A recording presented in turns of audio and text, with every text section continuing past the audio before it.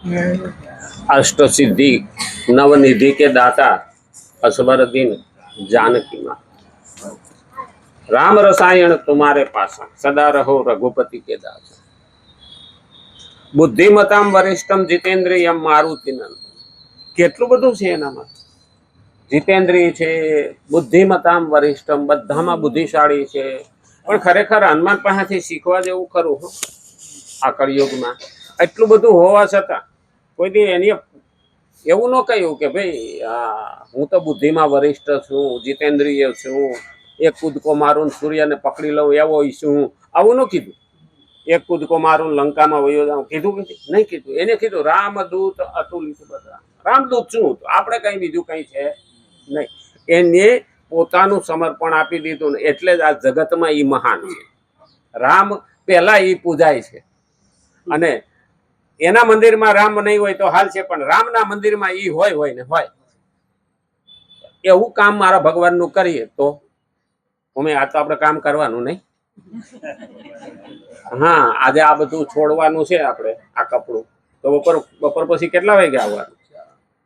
2 વાગ્યા પછી આવી. 2 વાગ્યા પછી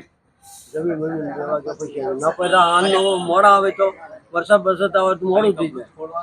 આ કપડું છોડવાનું, બંબુ લાવવાના અને આને થોડું એક બાજુ ઢાળ કરવાનું. એટલે કાલે જો પ્લાસ્ટિક આવી જાય ને તો ઉપર નાખી દઈએ. 4 વાગ્યા પછી કીધું. હે 4 વાગ્યા પછી કીધું. એટલે 4 વાગ્યા પછી આપણે પ્લાસ્ટિક કીધું. પ્લાસ્ટિક કીધું તો આપણે તો 2 વાગે થોડો 4 વાગે પછી કીધું અને આવવાનું 2 વાગે એમ કે. આ 2 વાગે પણ ચાવી કોઈ લઈ રાખશે? ચાવી ચાવી તો લઈ લેવી. હા, એ ના ભૂલતા. બરાબર, 2 થી 2:30 ની વચ્ચે આવી જવાનું. કવિરાજ, તમે કઈ કરી નહીં શકો પણ આવશો તો ઠીક રહે. તમે હો એટલે હાજર. બરાબર છે. અમાર કવિરાજ નું તપ સારું. હા, એટલે કવિરાજ અને જે મહેનત થોડા જાજી કરી શકે એમ હોય એ આ ભગવાનના કામમાં હાથ લગાડવા માટે આવે. બહેનો માટે નથી, કારણ કે બહેનોને આમાંથી છૂટશે. એટલે બહેનો તો શું છે કે આ સાફ કરે ને આ કરે ને તે કરે. આ તો ટપ કેવું ભૂંડું છે. હા, એમાં આ શિવલિંગ જેવા ઢોકળા થઈ ગયા છે.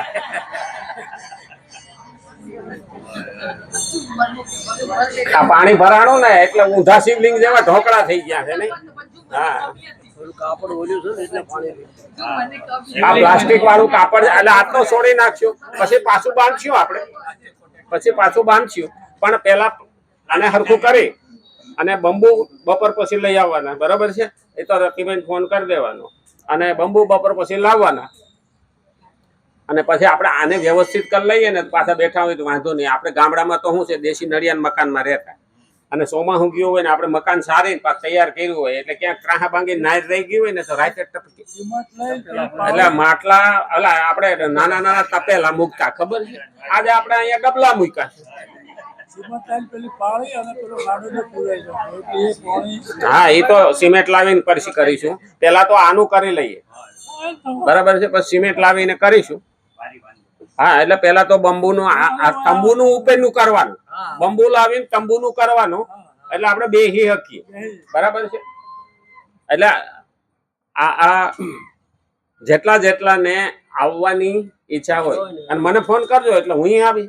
ટાઢો પોર છે એટલે વાંધો નહીં. બરાબર છે. હા, ગરમી હોય તો વળી તકલીફ પડે પણ ટાઢાપોરમાં મને એટલો લાભ મળે. હા, ભગવાનનું કામ કરવાનું. હનુમાને કર્યું તો હું કેમ ન કરું? હા, મારી આવડત ભગવાનને ચરણે ધરું. અર્જુને શું કીધું ભગવાનને કે મારે શું કામ કરવાનું? ભગવાન કે તને આવડે એ તાર કામ કરવાનું. તો મને તો ગાંડી વાંચતા આવડે. ભગવાન કે તો ઈ કે તો કે એનાથી તો હજારો માણસ મરે. એનું પાપ તો ભગવાન કે મારી ઉપર. તું મારું સાધન બની જા.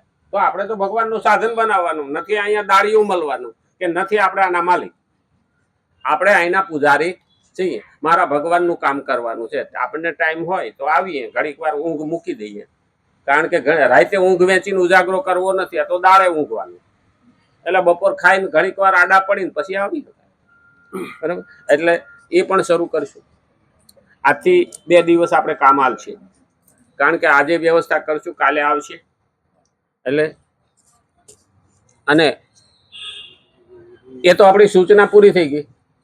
હા, તો આગળ વધીએ. શ્રીમદ ભગવદ્ ગીતા 3જો અધ્યાય 35મો શ્લોક આપણે ગઈકાલે જોતા હતા.